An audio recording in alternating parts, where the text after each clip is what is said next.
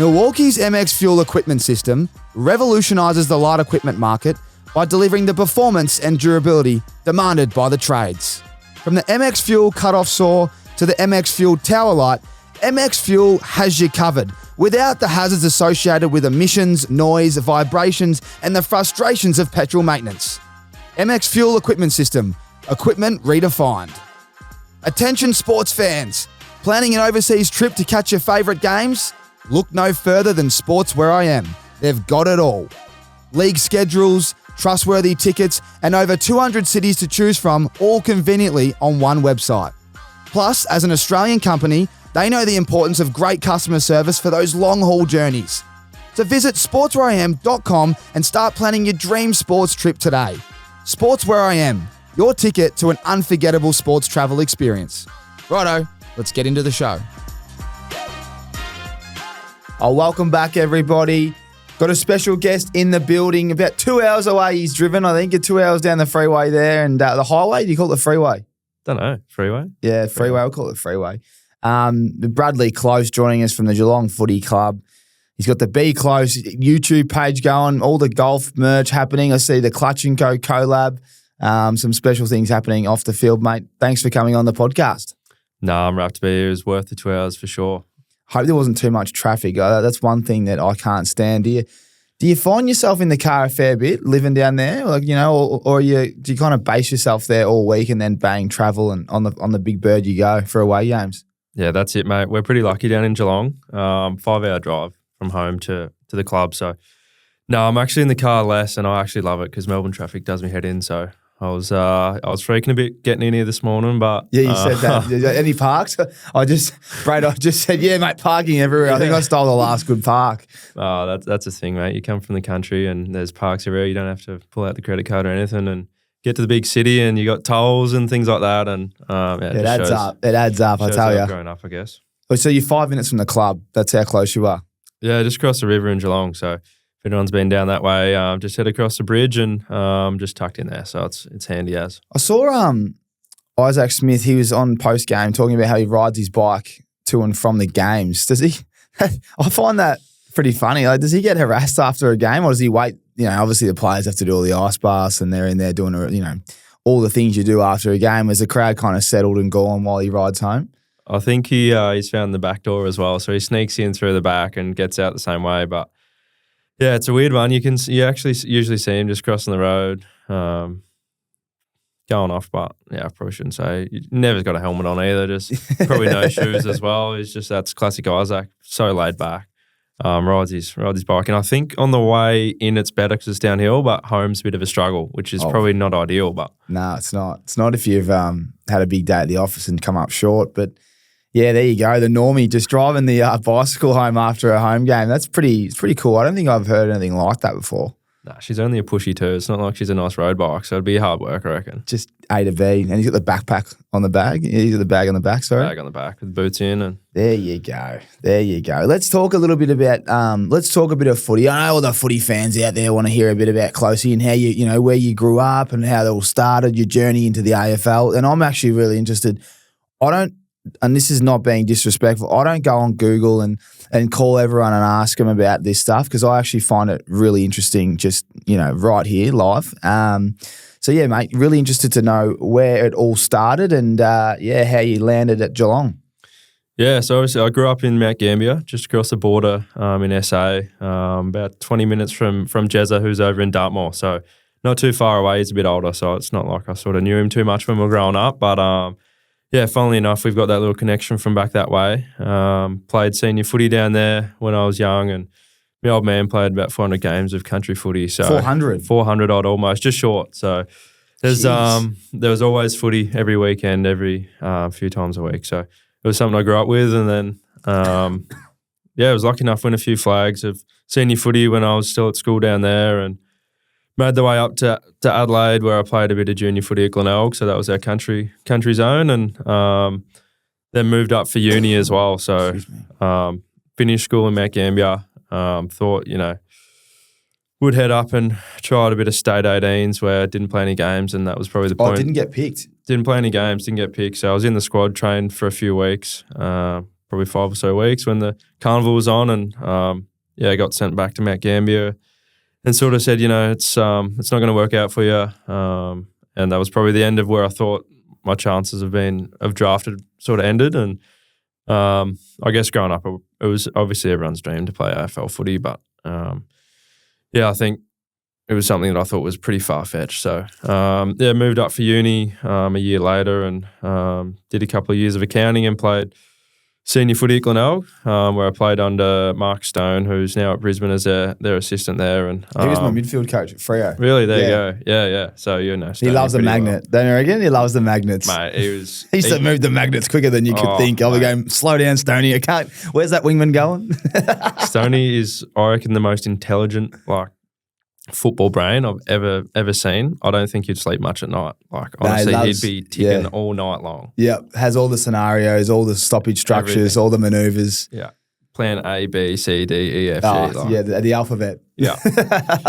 So played under Stoney, which was great. We won the flag there in 2019, and I reckon it was good for my sort of AFL development. I reckon I sort of played that similar high forward role, and I was lucky enough to be picked up by the Cats at the end of 2019. So, how old were you then? I was 21 at that point. There you go. So, a bit later. And like I said, I think in 2020 I had one meeting with West Coast and I was like freaking out. I was like, oh, this is strange. Only played maybe 5 games of league, did my medial in my knee, so I didn't play the rest of the season there, and was just in the twos earlier that year and thought, I remember I was that nervous for this meeting that I got a bloke from the club who was our high performance staff. His name is Brad Keller, who's actually at Freo now, with their high performance. I got him to come along because I was that nervous about not chatting to these 2 blokes from West Coast, and did that, and obviously didn't think much was going to come from it from then. And then the next year caught up with the Cats throughout the year and didn't have a manager or anything.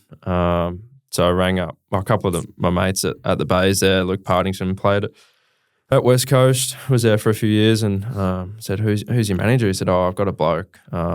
Give him a call. So I called my current manager, Timmy Lawrence, ripping fellow if anyone has ever met Timmy. He's got a few boys in the system, but gave him a call and basically said, look, I've had a couple of clubs, contact me. Do you reckon we could work together? And he says, look, I'll have a chat to the clubs, just to see how keen they are. He's only got a few boys and he's sort of trying to get out of it. I think we're sort of his last boys, and when we're done, he's sort of finished. And he rang back an hour later and said, the Cats are pretty keen. And I was like, that's good news. And he said, we'll work together. I was like, brilliant. But funnily enough, I went to the SA combine, so the state combine, and the Cats said, look, we're not going to talk to you. We're not going to have any meetings with you. We don't want anyone to know we're keen on you. Oh, the secret. Yeah, so the secret. And I was thinking, I presume that's a good thing. So I chatted a few other clubs and thought, there's a Cats boy sitting in the corner. They're still not talking to me. I was like, hopefully all things means it's good. And then, lucky enough, in the rookie draft, got picked up. So, made my over to Geelong. That's unbelievable. I didn't know that. That's why I don't do the research. That's unbelievable. So 3 years in not on a list, so 21. Yeah. And you're at the level of almost playing seconds in the SANFL, coming back from the knee, obviously. Yeah, well. Or were you literally in the seconds pushing for a spot in the first team? So I played, it's in pre-season, there was about 15 of us, and you know what Stoney's like. Yeah. Stoney's. You played with Darcy? Bales? Bales, yeah. Love Bales. Oh, he's a pisser. There you go. Shout out to Bales. How funny is he? Bailey, he goes by. There you go. The mayor of Glenelg, Darcy Bailey. Is Lee McBean, was that Beanie? Beano? Was he there? Mate, we had an unbelievable team. Lee McBean is still there. He's like Plugger Lockett, isn't he? He kicks that many goals. I'm surprised. I thought he might have even got picked up again. I don't think he would have wanted to, but he was kicking that many goals in the SANFL when you looked at it. I thought, Beano could probably get back into the system here. Unbelievable skills. Left foot, right foot. Well, he played on the wing when we played tack. Yeah, he's obviously 200-something centimetres, but he could play anywhere because he was so agile. And he's just a bit skinny for key position at the time. You know what it's like when you're 17, 18. There you go. So, and a few of you were pushing for a spot. Stoney wouldn't pick you. So there was 15 of us, and we weren't actually allowed to train with the main group. We were put off to the side, and he said, look, you can't train with the main group until you get your skills up to scratch. And I'm thinking, yeah, right, geez, we're in for it here. And so we're just off to the side doing handballing and touch and stuff. Everyone's doing proper drills. And I think there was maybe 2 of us that made it through preseason without getting the flick. And I was thinking, yeah, right, this is going to be a tough year, and hopefully just stay at the club, really. Yeah. And then I played 4 games of Resies, made my way in the league side, played maybe a handful of games and then hurt myself. So then the next year, back in the league side all year and won the flag. So there you go. That's that team success. It helps so much, doesn't it? I mean, you've obviously got rookied off the back of it, but what people don't realise is like the better the team does, the more opportunity there is for the individual. Yeah. So you've been rookie listed. There you go. You're a rookie. Yeah. Not that it matters. And that's one thing that you'll realise on an AFL list. It doesn't matter where you go. Clearly, you want to just get on the main list to get a game. Have they scrapped that? Can rookies play now? Or is rookies can play. So they've changed that. So it used to be you had to get upgraded. Wow. I didn't picture that. The high half forward at Geelong, who's Premiership player now, he's come off the rookie list. Yeah. Was only 4 years ago. Yeah, it's all happened pretty quick. Yeah, it's crazy to think of, and never imagined that I'd be where I am today. Talk to me about the Geelong Footy Club. Like it's pretty well documented, but it's one of the most relaxed. They reckon you can be yourself more than anyone else. When it's time to be, a footballer, you naturally want to do more because they let you kind of, as I said, be yourself. You don't have. It's not like it's not as serious down there in terms of it's a town. It's hard to explain unless you speak to people that have been there. Clearly, I haven't, but I've heard so many things, and you see this successful culture that's down there. How would you kind of explain the footy club? Yeah, exactly like you said.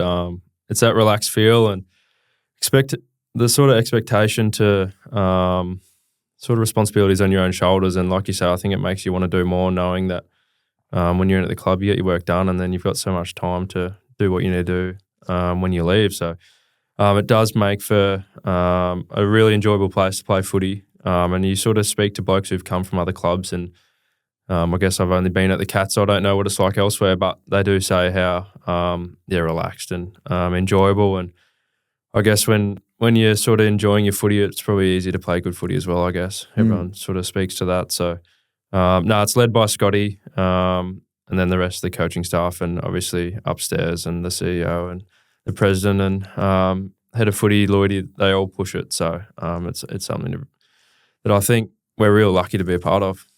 Definitely. Especially, I remember speaking to Simon Lloyd was my assistant. Like he was the head of development when I was at Fremantle. So when he went to Geelong, he was like, "Oh mate, you'd love it here. You'd love it here." And then obviously Jez has gone there, and you see all the other blokes that are there, and they're all ripping fellas. Who's been someone that's mentored you as a young player? So you come through, you're rookie listed. As we know now, you're a Premiership player.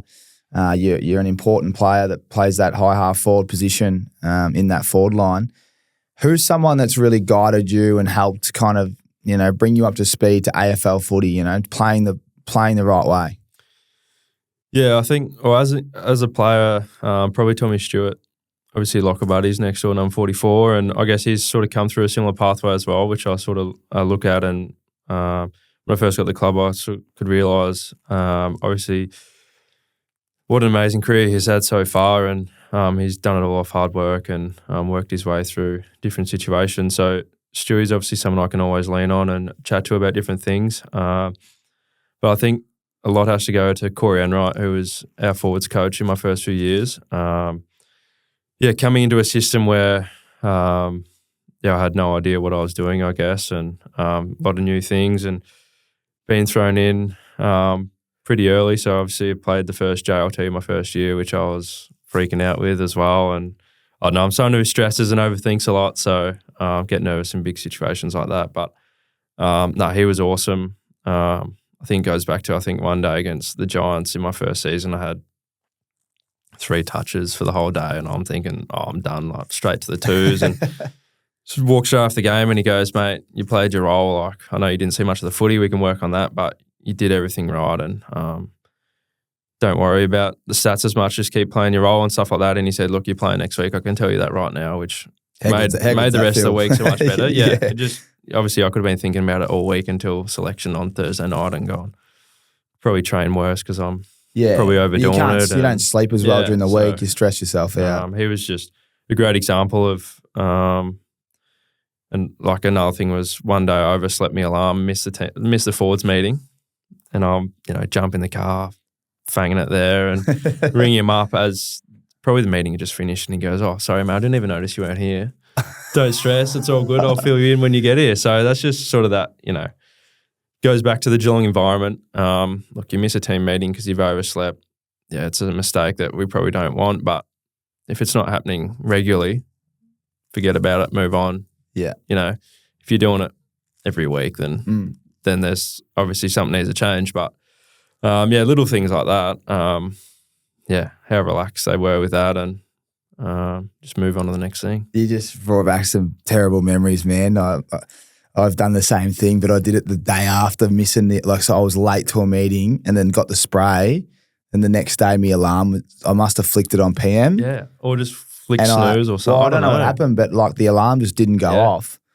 And we had a meeting. It was actually just a meeting about housekeeping. It was actually with it wasn't even a coach's meeting, but it was an all in kind of meeting. And because I'd been late the day before, I was kind of like one of those ones. It wasn't like you, by the way. It was a bit of a slap, pull your head in kind of thing. Yeah, no worries. So the next day, my alarm hasn't gone off. Mate, the meeting started at 7:30. My alarm went off. I got out of bed at 7:40. I was like, fuck. Yeah. And because I was so late, I was like, oh, do I, what do I do here? And mate, I'm the same. I can't help it. So I'm pretty honest. Yeah. But I didn't want to walk in because when you walk in late, everyone just turns their head and goes, oh, fuck, look at this bloke. So I just hid in the dunnies as if I was doing number twos on my phone, just waited. When all the boys walked out, everyone was walking in. So I could go to the toilet. I walked out because I'd already put my bag away. Yeah. G'day, boys, what's going on? And then no one even knew, but I knew. So I went upstairs when everyone settled and said, just let you know, I just missed that meeting. This is what happened. And looking back, I shouldn't have even done that because I got a big spray after that going, mate, how can you be late after yesterday? Yeah. And mate, I wish it was like Geelong. We're like, mate, don't worry about it. It all happens. But yeah, that was, you just brought back some bad memories. I think it was one of my first or second years. Yeah. It's something that used to stress me out a lot was being late after that because of, you might have a couple. These are things that happened at Freo when I was there. And there's what I'm saying. There's so many things that make you tense. And being late was one of them after probably being consistently late early days, being a young fella with no idea. Yeah. Not to mention selection and training and all the rest of it. But that's a good story. What else about Corey Enright? He's now at the Saints, isn't he? And they're actually playing really well. What else did he teach you? Because some of the players and coaches down at Geelong that have been there and still there, they're superstars. Yeah, exactly. With Boris, it was funny because obviously he played down back most of his career. I know he obviously could kick goals because he's just a freakish player and legend of the game. But yeah, obviously coaching the forward line. I think it made it easy for him having the blokes like Tommy Hawkins down there, who's almost like another forwards coach. But Borry, it's just his sort of soft nature. I don't know if you've met him much. No. But yeah, sort of a quietly spoken bloke, but obviously can fire up if he needs to and let the boys know how to get the job done. But no, I think it was just the amount of time and effort he put into us one-on-one as well. I'd have a lot of just one-on-one sit-downs with him, just trying to get my head across everything and just the way he made you feel comfortable at the level, which I felt was a massive step up, obviously coming from the SANFL where that was the level I was playing at. So, what is the biggest step up? Because there's a lot of people that be tuning in that clearly aren't playing AFL football, but they might be playing state league footy, they might be playing local footy, whatever. Let's just stick with SANFL and then AFL. What did you notice? What was the difference between the stepping up to the big time?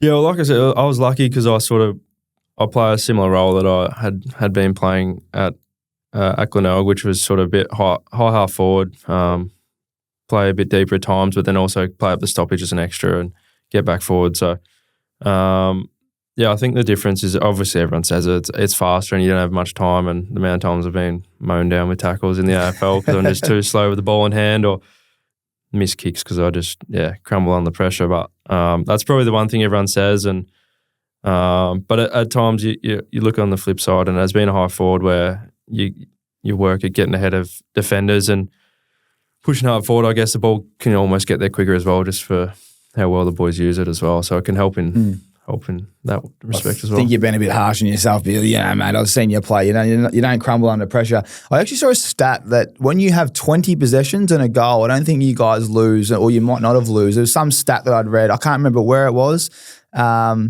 Now, does that go through your head at all? Like, because playing half forward is hard. You know, you can be around the ball, but sometimes you're in between. As we know, if you're playing off the back of the stoppage, going into the stoppage, I'd imagine you get a bit more ball, and then a goal a game. You know, as we know, it could be 2 goals, 3 goals, or 0 because you're just in and around it, or kicking the ball to the big hawk or Jezza. Do you know that when you have 20 and 1, you win a lot of games? I had read something about that, and I don't know if it means that either I only play well when the team's going well, or that I can actually help the team out. So yeah, it's a weird one. I do look at the goal a game, like it's always nice just to finish with a goal a game, even though, yeah, happy to give him off to Jezza because rather see his celebrations than my own. So no, I have read that stat, but yeah, I'm not sure what the importance of it is, whether it does mean a bit or not. So just another quirky stat. We love the stats. Once you're out of the game, you know, you just the external noise. They just love anything. Yeah, I love the useless AFL stats. I've seen plenty of those. There's plenty of them. Plenty of them. Let's talk about the granny year before we talk about this year. We're heading into finals now, and you've been there, you've done it, you've won. You've won a, you've won a flag. It's probably the biggest goal that you can have if you love footy growing up. All you want to do is just put that medal around your neck, and not many people get to do it. How would you describe the step up into finals, and also off the back of that, how would you describe last year's run? Yeah, so obviously growing up, everyone watches the grand final, and I think I went to one in maybe 13 with my old man who was a Hawks supporter.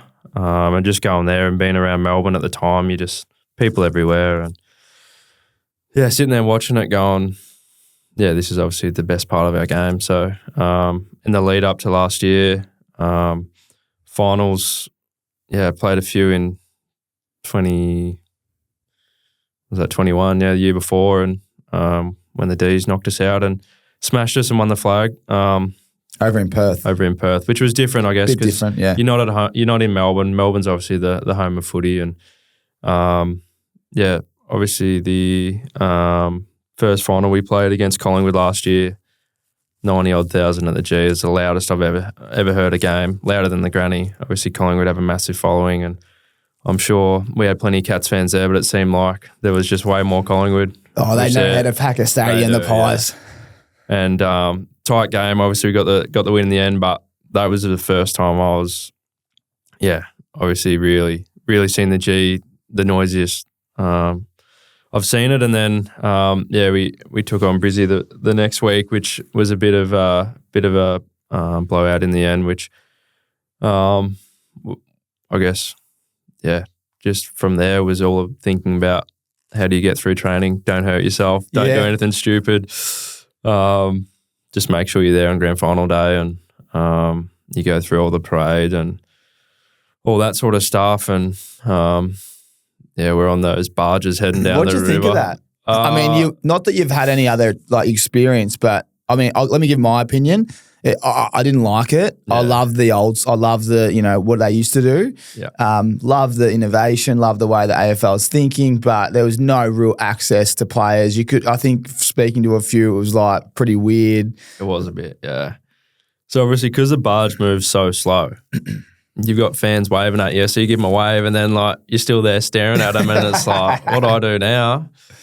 But then when we move into the back of the ute, I reckon that was the fun part where you actually go in the ute all the way to the G. And like you say, you got fans only meters away, and you spot different mates or relatives in the crowd, and that was pretty special as well. And I guess it just puts more pressure on thinking about the moment, I guess. And Did you think that looking back throughout the final series last year that Collingwood was the one? Like, do you now reflect and go, thank God we won that first one, considering all the other games were so tough? And do you think if you had a loss to Collingwood and went out, they would have been the ones that went on and won it? Yeah, at the time, I definitely thought when Sydney beat Collingwood, You were licking your lips? I wasn't licking my lips, but I was thinking that's probably a better result. Obviously, we'd lost to Sydney early in the year, and we had played them at the G, so hadn't played them at SCG, and we hadn't played them in Victoria yet for that year. But I did think Collingwood were probably the next best side. But in saying that, I think the way we played last year, I think we obviously could have beaten anyone on any day. So we had it in us. We just had to get it right, and thankfully for that, what did we win? 15 in a row. We sort of got it right towards the end of the year, and some of the footy we were playing throughout the finals, I think, was some of the best 15 footy I've been in a row. It's when everyone, like right now, you look at the season and you go, who's going to win it? And I think Brisbane are the most consistent at home and away. Their form is probably the most consistent. But in saying that, like, there's a lot of people losing and winning, and there's no clear standout at the moment. Where even last year, people are still doubting Geelong, and then you look back now and go, they won 15 in a row. What were we doing? Like, it was right in front of us the whole way. Yeah, probably could have gone back to the fact that we'd been around the mark for so long, and my first 3 years I was emergency for the 2020 granny, so we make the granny lose the granny against Richmond. Next year we lose the prelim, and then we win the granny. So my first 3 years have all been right up there. We finally got what we deserved, I reckon, last year, and it was awesome for some of the older blokes, especially Joel, to obviously send him out. Not that I knew he was going out, but I guess by the end of the game you could tell, I reckon, he was going out. But it's funny, even like that last. I don't know, everyone's probably heard the story of Joel at three-quarter time. I don't know if you've heard it. Obviously, Joel and Scotty at three-quarter time were up by plenty, and they'd go, look, boys, we've won this, not being stupid, but let's go out and actually enjoy it. And you don't want to remember a grand final where you win by a certain amount, but the opposition kicked the last 5 goals and you finished poorly. So we went out, and I remember we were finishing down the end where I knew my family and friends were, but no idea where they were. There's 100,000 there. So I'm just looking up the whole time, trying to find them, see if I could spot them. I couldn't find them.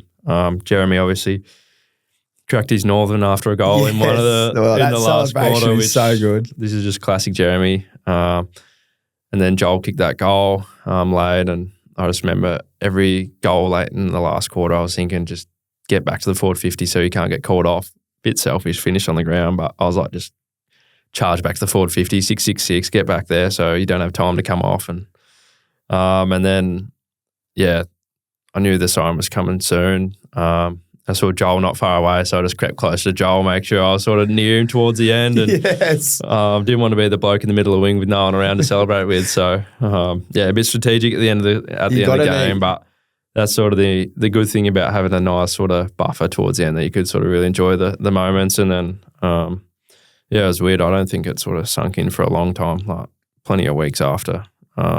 That you'd actually accomplished it. Even still now, like, to think of winning AFL granny, it's the best thing you can think of, I reckon. Oh, man. And I'm sure when you later in life, you'll look, once you're done, you'll go, all right, now you'll probably watch it 20 times straight. But when you're playing, you're kind of looking for another one. So, I can kind of understand where you're going.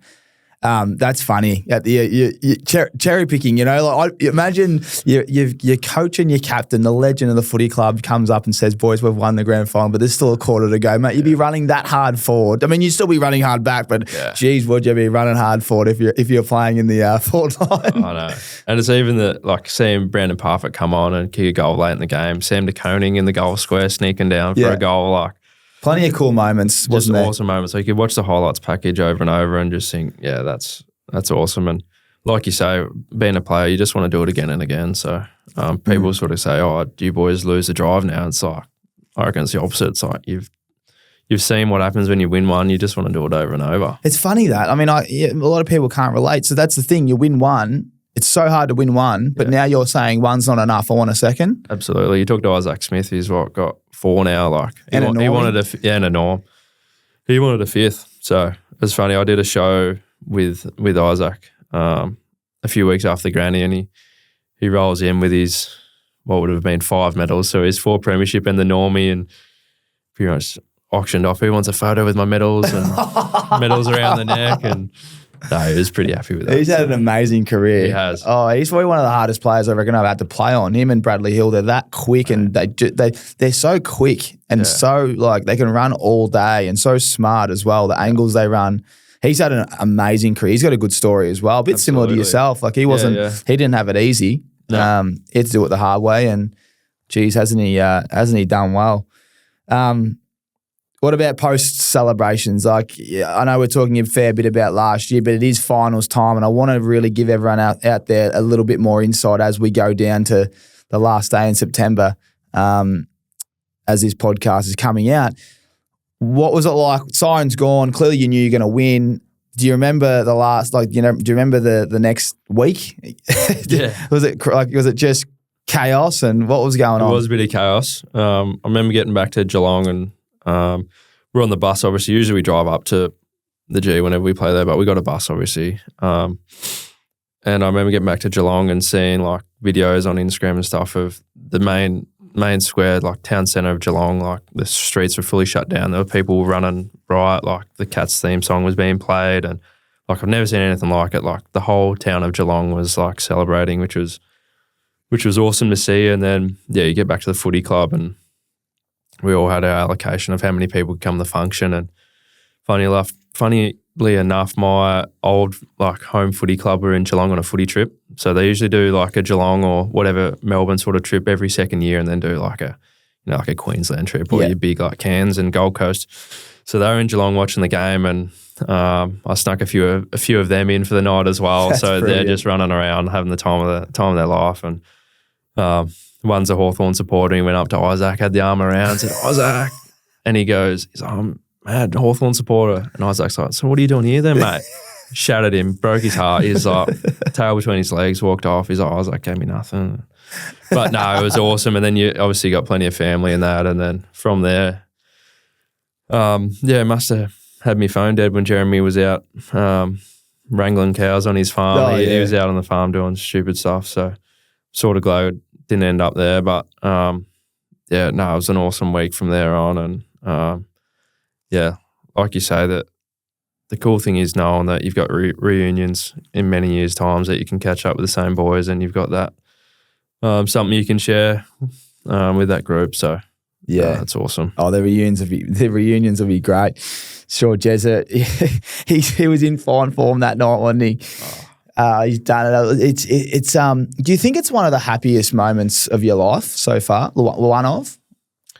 Yeah, I think the cool part is seeing the joy that you actually bring to other people as well. Like seeing my folks, obviously, old man's tearing up, and I'm doing a lap of the boundary after the game, and turn around and Grace, my partner's behind me. I didn't even know she was allowed on the field. And then he'd come running my sisters, and then here's mum and dad as well, which it was cool. And then. No, even being in Geelong, and you got supporters who have been lifelong Cat supporters, and it's not like they haven't had success for ages, but I guess 10 or so years, and just seeing what it means to them as well. They're sort of thanking you for bringing them a grand final win. I'm like, well, it's weird being thanked by them because it's not like it's something I've really done myself, but no, it is cool just seeing, especially with family and friends, how cool of a day it is for them as well, and you got all the photos and memories to look back on as well. They you're spot on. The amount of joy that you bring to others is what makes you happy, and then that's how you feel good. But it's awesome, mate. It's awesome. Yeah. Speaking of Geelong as a town, it's they're very passionate, right? So let's talk about this year. Clearly, you've just won the flag last year. If there's a year that you can miss finals, it's probably the year after. Not saying that was the game. The plan is to play finals and win flags every year. Look, few injuries. You've had a Joel Selwood, superstar, retire. A little bit of movement. A bit of you need a bit of luck in this game. And I don't think he's had that much luck this year with a few injuries and key personnel. I think Cam Guthrie, one of the most underrated, and Bleak as well. That midfield was a bit different, and there's a lot of guns coming through. Do you notice sort of a bit of chirp down the street now that your local cafes, or when you're trying to go out for a meal or anything? Are they quite? Do they forget quickly, or what's it like down in the town? Because I've heard they're quite passionate. They are very passionate, and that's the awesome part about playing like home games in Geelong, you've got 99% of the crowd at Geelong.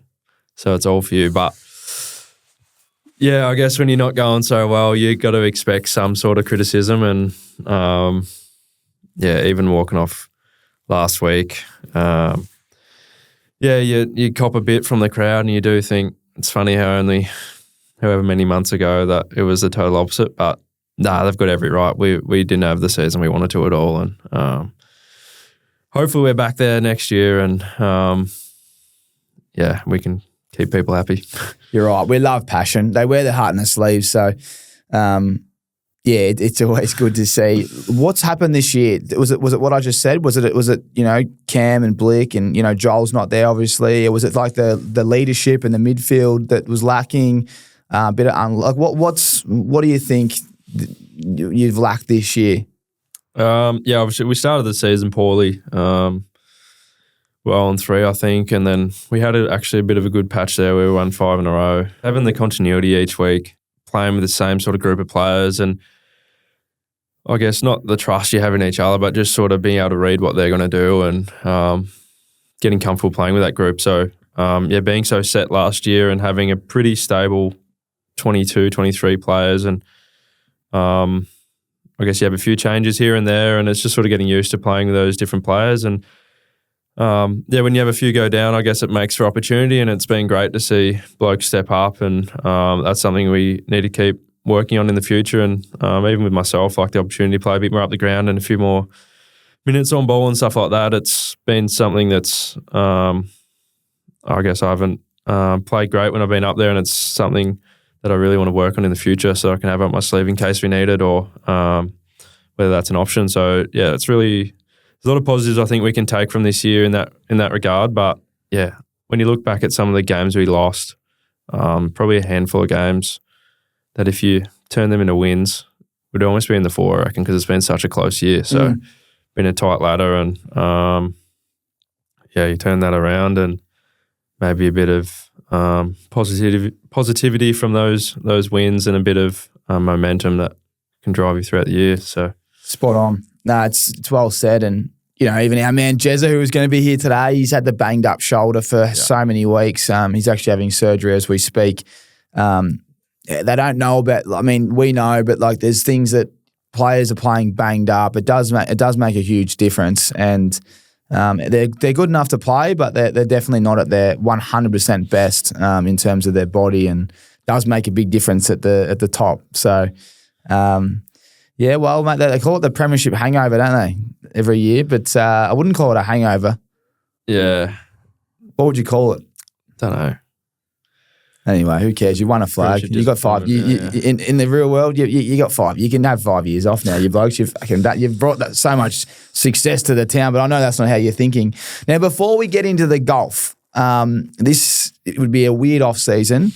We're going to throw to our segment here from our friend Sports Where I Am, because you've got an extended off season. That's probably the one positive thing about not making finals. You know how to plan your trip. You know. All right, we got the BNF on this date.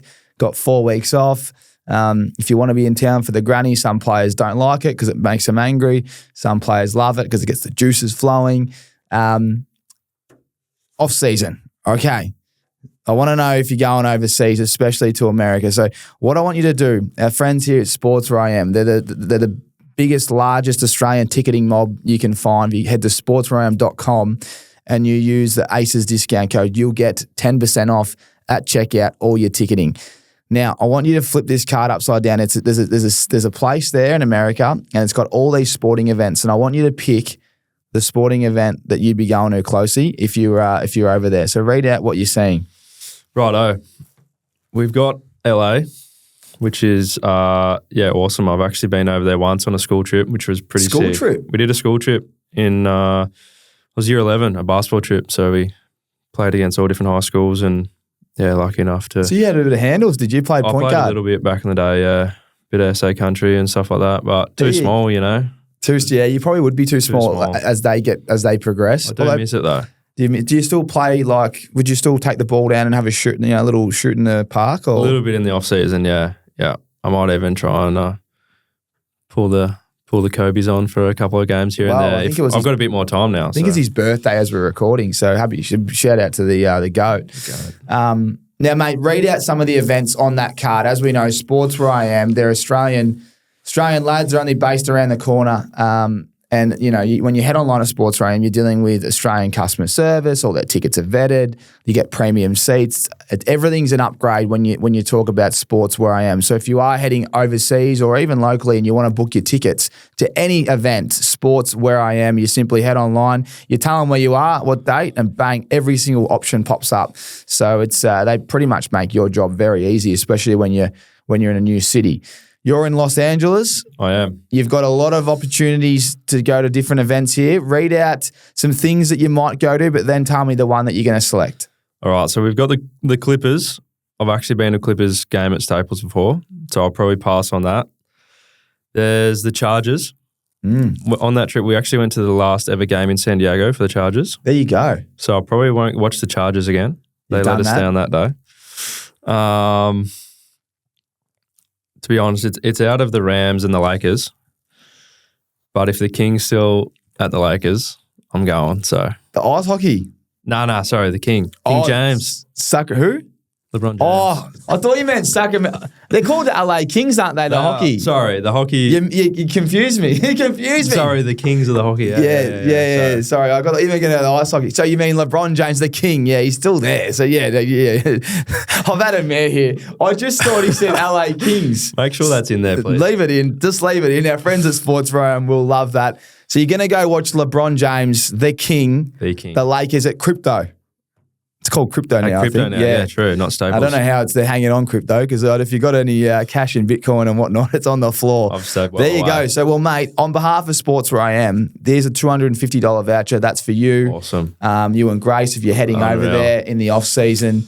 That is all yours. So head online, Sports Where I Am, whack that discount code in, and anyone else out there, you use the discount code ACES, book all your NBA, NFL, NHL if you want to go see the Kings. Or anywhere else. Happy days. So there you go, the Sports Where I Am. Now, speaking of sport, chuck them there, brother. You can put them down. I'll give them to you after the show. You love your golf. I want to know a little bit more about where the love for golf started, the collaboration with Clutch & Co. that's now sold out. So if anyone wants what you're wearing, they can't get it. But talk to me about the love of golf and your new page, Be Close. Yeah, I guess always had a whack of golf with the old man. Go on holidays and stuff, he'd pull the sticks out, and then played a bit more when I was in Adelaide at uni, probably when I was supposed to be doing assignments and stuff. Yeah. Walk across the road to North Adelaide there, nice little public track across from Adelaide Oval. And it wasn't until I moved over to Geelong where I thought, obviously we get a bit more time and good to get away from footy. When you're on the course, we don't ever really talk much footy, which is great. It's always about being out on course. And I went down to the Vic Open down at 13th Beach, and this is in my first couple of weeks at the club with a few boys, and Minwoo Lee was playing, which was pretty sick. So we're watching him, and I thought, this is an awesome two-course golf establishment. And the boys were like, yeah, let's sign up. And I was thinking, geez, it must cost a fortune to sign up. And it was pretty cool that we signed up down there with under 30 rates, which is always nice. So I've got a few more years under my belt. So we signed up and started playing more and more. And then Jezza obviously moved down the club and started playing a fair bit with Jezza. And I put a story up of Jezza doing just the most outrageous stuff on course, which you could follow him around with anything he does. You could follow him at a coffee shop and you'd be happy laughing. So I started putting stuff up and people were obviously enjoying the Jezza content, not so much myself because I'm a trash golfer, but I was enjoying that. So I thought, you know what, maybe I'll start just a dedicated channel to myself playing golf with mates. And the aim is to start filming a bit more and have different guests on, which I've got a few lined up, and obviously we need to get yourself out. If you like, go send me straight to the bakery, mate. Order yourself a vanilla slice because the ball just goes right every time off the tee. That's right. Just start aiming left. We'll be fine. I'll be slicing around the corner. Don't worry about that. So, just obviously going to start filming a fair bit more and a bit of merch getting out. And obviously we did a bit with Donna at Clutch & Co., the great man. We've we've done one run, and there's been a fair bit of good feedback. So obviously we might do another run as well. So if we can get enough people out there that are keen, let me know, and we'll obviously do another run because his gear's bloody good. Obviously, you can see him in the nice good. puffer here. That's a nice puffer. He does some great stuff, Dommy, and the custom embroidery as well. That's it. He's working like 10 men at the moment, Dommy. You'll love this. And he's got quality. I keep telling you, got to bump the prices up. But you know what? Maybe just leave him as they are because it's working a treat. It's such high quality stuff. Yes, mate. And he's such a good man. It's good to see you boys linking up and all these new kits coming out as we speak. So no doubt you can slap your logo on the corner of him, on the right breast, as he likes to call it, when he tells me where he's putting all the logos.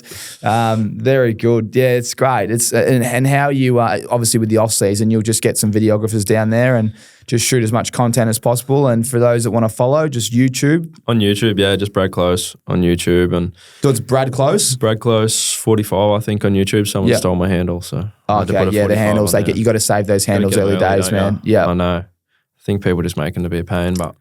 And your love for golf, you've got a few concepts that we've spoken about off air, about a few concepts and things that you want to bring in. Now, I know you might want to keep this private, but feel free to elaborate because someone listening or watching might go, oh, I like that idea, and we can work together here, Bradley.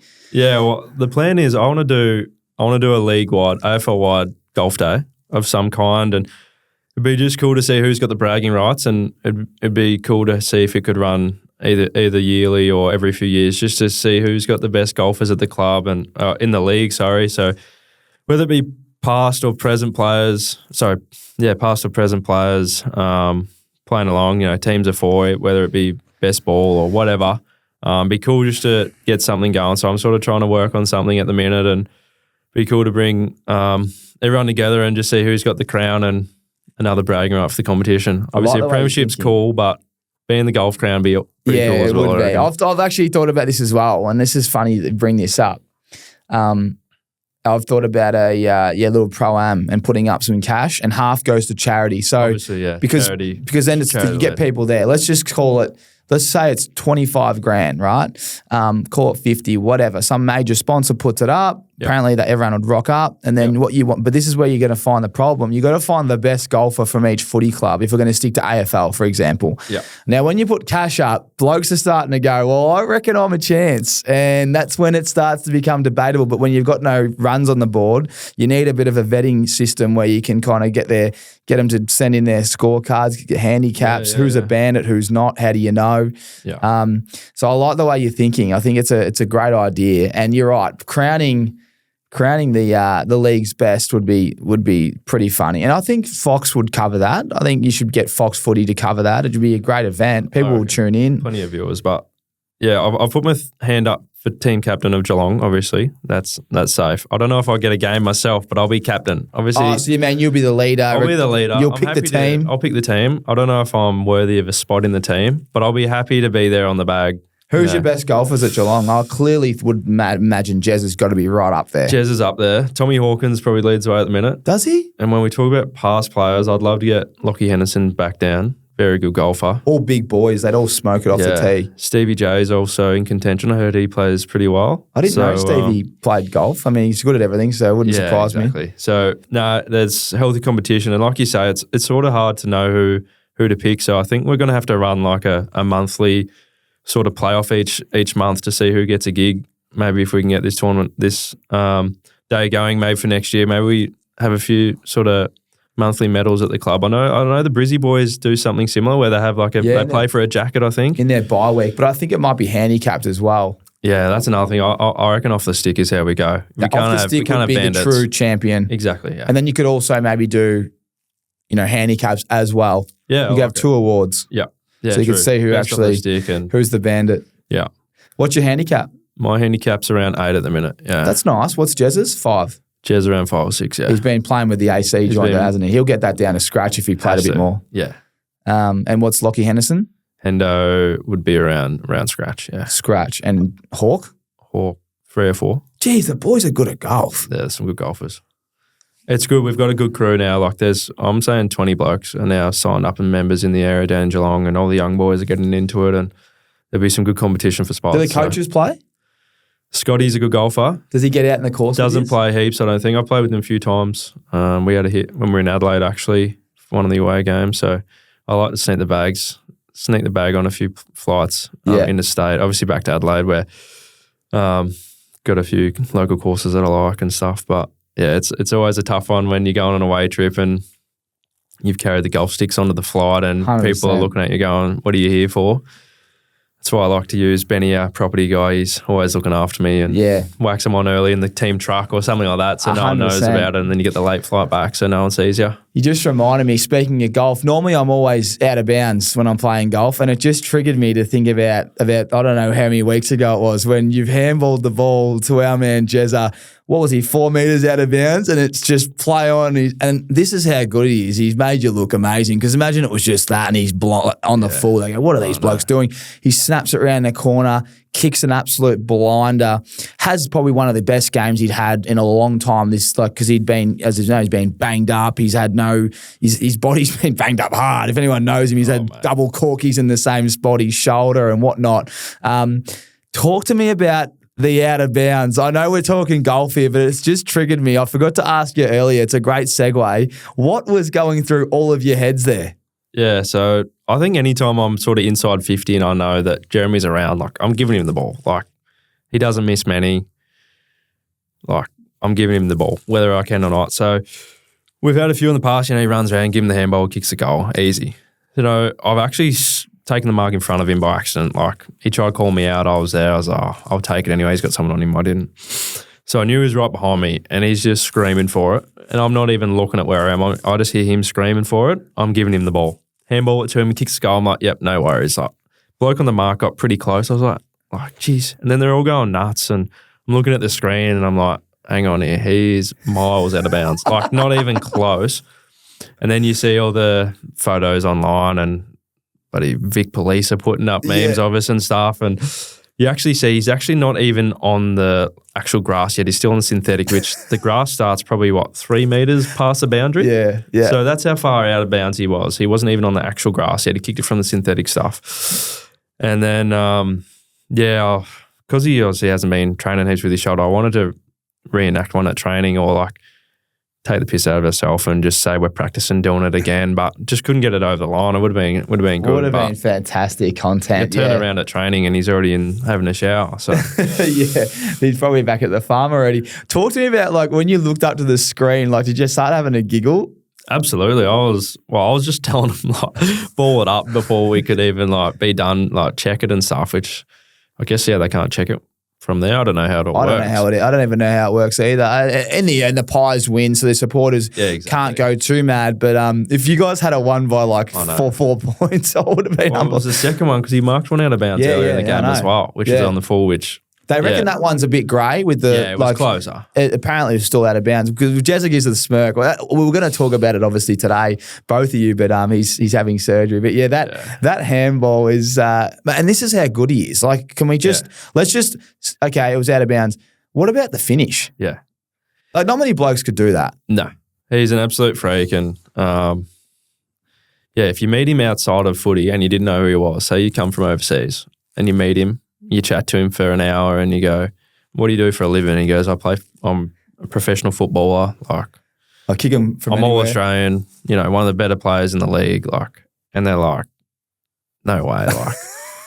You're a little sheep farmer down in Freshwater Creek. You're not a footballer. And then you meet him and his legs are smaller than mine. I've clearly got the smallest frame at the body, at the smallest frame at the club. And he's probably skinnier than me. Kicks him over his shoulder, left foot, right foot, checkies, snaps, whatever you like. I haven't seen a man kick a better snap.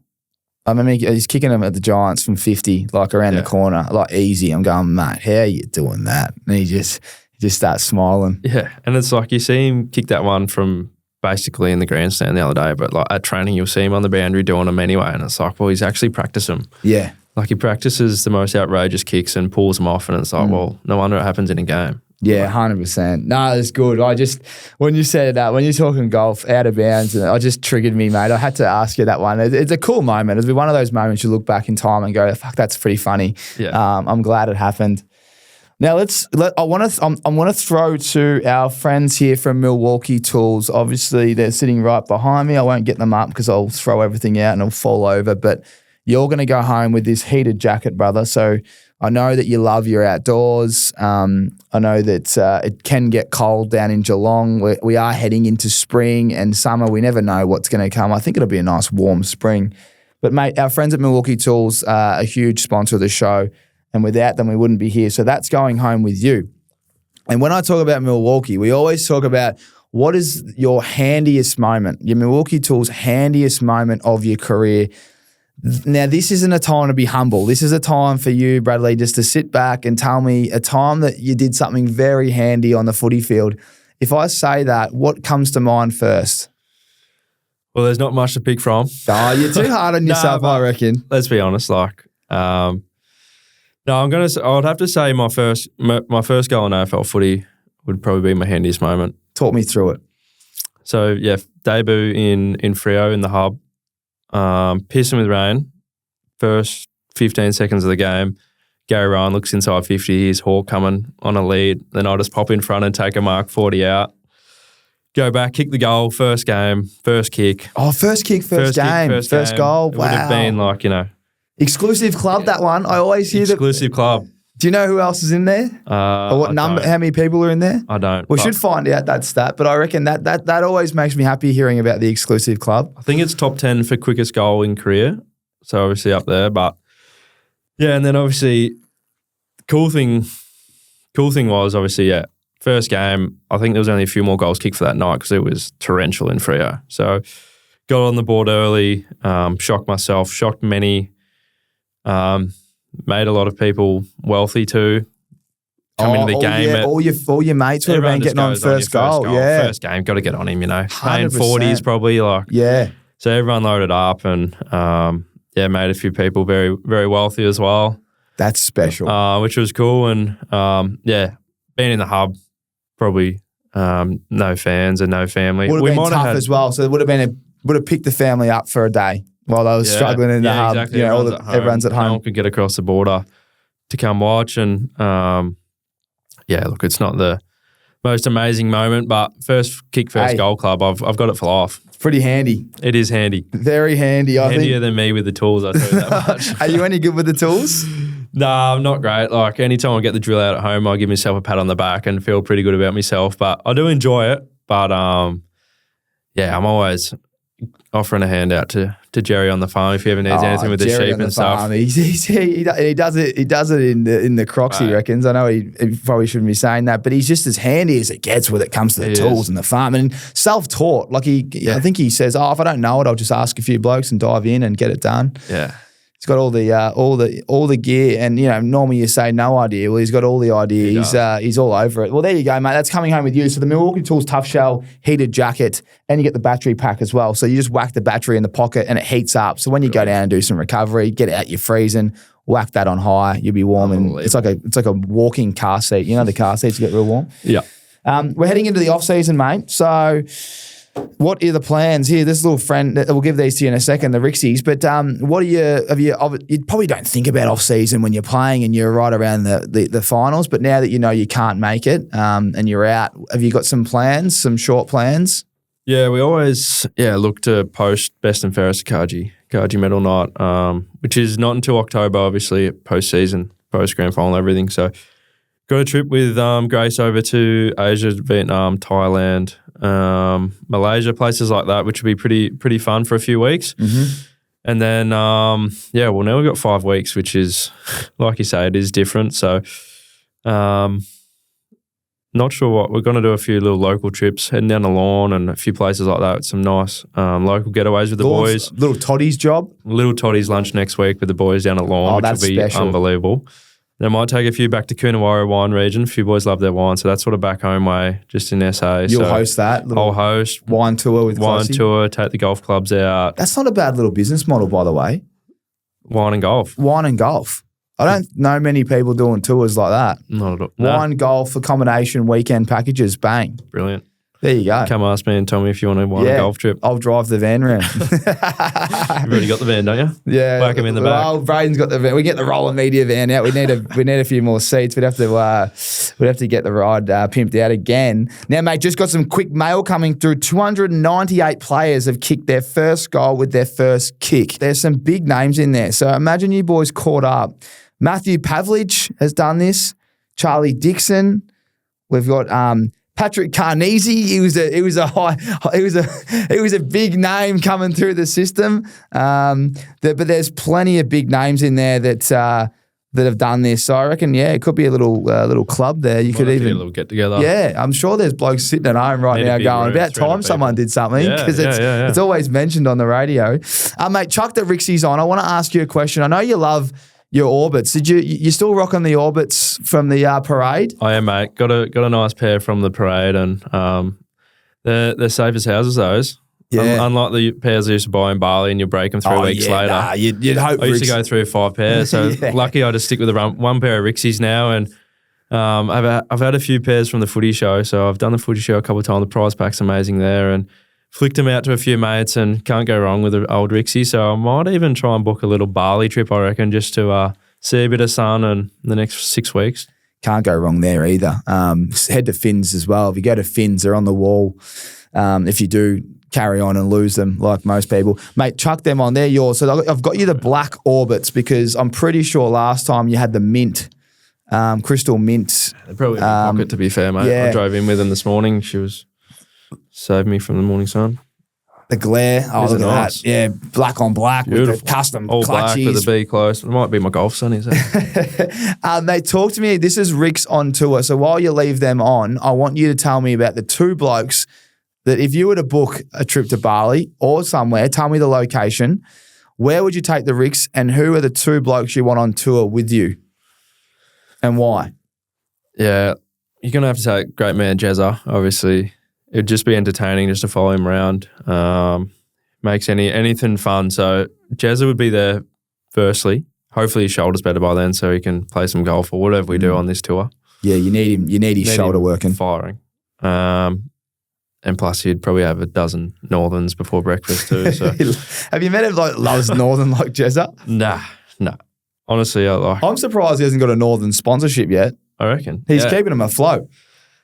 We'll have to get his man cave up and running and get it sponsored by Great Northern, I reckon. I reckon it wouldn't be hard. It would not be hard. Yeah. Okay, I'm really interested to hear who the second person is that's going to add, there's you, Jezza. Who's the next person out of all the blokes? I'm going to take Mark Blitzovs. Well-travelled man. He loves going overseas. He does Europe every year. He's got a nice trip booked at the end of the year. But, yeah, he just knows the right places to go. He'll keep the boys sorted with places to go, things to do, bring along some nice wine. And, he's also a very funny man. So he's a good man, isn't he? He's just one of the rippers. Like, when you talk about him being at the footy club, he's a bloke that, whether you're 18 years old or you're 36, like, he just gets along with absolutely everyone. And he's good. Probably because he's still, 30, maybe 30, 31. Mm. He's good. He's probably a bit young at heart still, so he still loves getting around with the, fresh draftees. You'll go, take them around town and show them where to go, and then still backs up with the old boys as well. So it's just a ripper to have around. He'd be a great addition on tour. What about the location? So there's you, Blick, Jezza. You got the Orbits on. Where are you heading?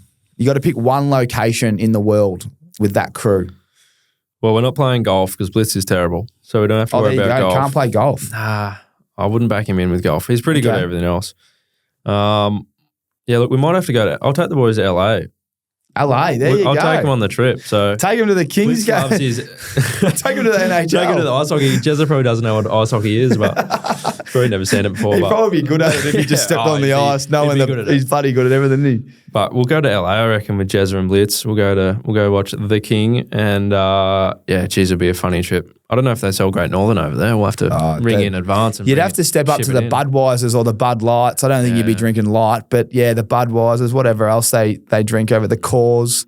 Yeah. You just adapt. Yeah, you just make it work, don't you? You make it work. It doesn't matter by that point, does it? Doesn't matter what it is. It doesn't. It's just alcohol. Oh, it's good. Well, the off-season is coming up. Mate, I just want to say thanks so much for driving 2 hours just to pop into the studio and have a chat. It's great to sit down with yourself and talk about footy, talk about golf. A lot of people out there will really enjoy your story. You haven't done it easy. You've done it tough. So congratulations on everything you've achieved so far, mate. And put the feet up. Oh, the last off-season would have been very short. So have a really good off-season. I'll hopefully play some golf with you soon. Yeah, mate, welcome back on here anytime. And as we said, head online to your YouTube page. Tell them again where to go. Yeah, Brad Close 45 YouTube. Or you can check out Be Close Golf on Instagram if it's a bit easier for you. And And check it out. Make sure you subscribe. Get around the great man. And I really liked your NFL fantasy. So we're going through that now, where we're going to pick. Yeah. We're going to do our picks. And you decided to hit 12 balls, and the closest to the pin was pick 1, and all the way back to 12 was when they all had their names on the ball. Yeah, I just want to ask, because I watched the video and go, I wonder, we were imagining maybe this is too hard to organise, clearly getting all the boys that are in there to go hit a ball. Yeah. They weren't there, so you've decided I'll hit the balls for you. I want to know who got pick 1 and who got pick 12, because I'm sure there would have been a few comments about, I reckon you've rigged this and all that. There's always a bit of carry on. But yeah, who got pick 1 after you hit the ball? So it's with a few mates from back home. So it's not at the club? So it's not the club boys. Okay. So I just put the numbers on the balls, 1 to 12, and I didn't actually know the pick. So it's not like I'm walking up and going, this is Tim, I'm going to hit Tim's. Shocking.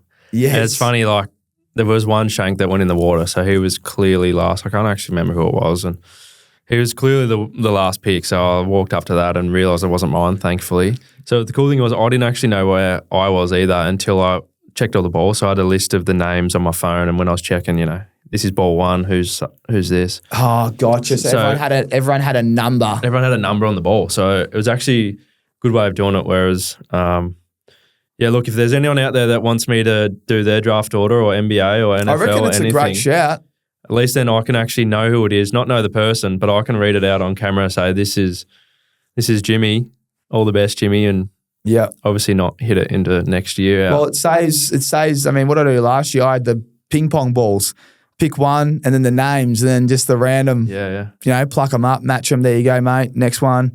So I think your one's a bit more exciting, hitting golf balls and seeing where they land on a video. Well, there you go. If you're doing an NFL draft, you want to know what picks you get, hit up Closey. Yeah. He'll head down to the course and hit 12 balls, and then you get you can read out your draft order, because it's always interesting seeing how everyone does it. But yeah, mate, thank you so much for jumping on. I really appreciate your time, and wish you nothing but the best in the future. And if you do end up going to LA with the boys, make sure you give us a call, get some more black orbits for the boys, and you can enjoy the LA sun and the ice hockey down there at the LA. The LA Kings are actually need these at the ice hockey. No, you won't. I think the LA Kings are actually coming to Australia in a month or less than a month. So we might have to hit that. Look, eh? Yeah, I think if anyone deserves a ticket, it's you after what you said to me earlier. Righto, guys, thank you so much for tuning in. Really appreciate it. We've got some new shows at the moment. Clubhouse, if you haven't checked that one out, the boys have been on fire. We've got Munster, Pappenhausen and Hughesy doing their best. They're talking NRL, but they're kind of putting a little twist on it. They've got a few special guests joining them. We've also got Ads and Dunks who are flying. As I said, we're recording this a week earlier. Hopefully, Ads might be playing finals. We're not sure. We know Dunks is certainly playing finals, so we wish them boys all the best. And obviously, Ace's Premiership Countdown every Thursday night at 7:30, where we are counting down the days to the last day in September, which Closey's all about. So thank you so much. Hit the subscribe button. Keep feeding in what you love about the podcast so we can ask all the hard-hitting questions. And we'll see you on the next one. Thanks for listening to another episode of Tommy Talks, where you literally can't thank you enough for all your support. Righto, we'll see you on the next podcast. Milwaukee's MX Fuel equipment system revolutionises the light equipment market by delivering the performance and durability demanded by the trades. From the MX Fuel cut-off saw to the MX Fuel tower light, MX Fuel has you covered without the hazards associated with emissions, noise, vibrations, and the frustrations of petrol maintenance. MX Fuel equipment system, equipment redefined. Attention sports fans, planning an overseas trip to catch your favourite games? Look no further than Sports Where I Am. They've got it all. League schedules, trustworthy tickets, and over 200 cities to choose from, all conveniently on one website. Plus, as an Australian company, they know the importance of great customer service for those long-haul journeys. So visit sportswhereIam.com and start planning your dream sports trip today. Sports Where I Am, your ticket to an unforgettable sports travel experience.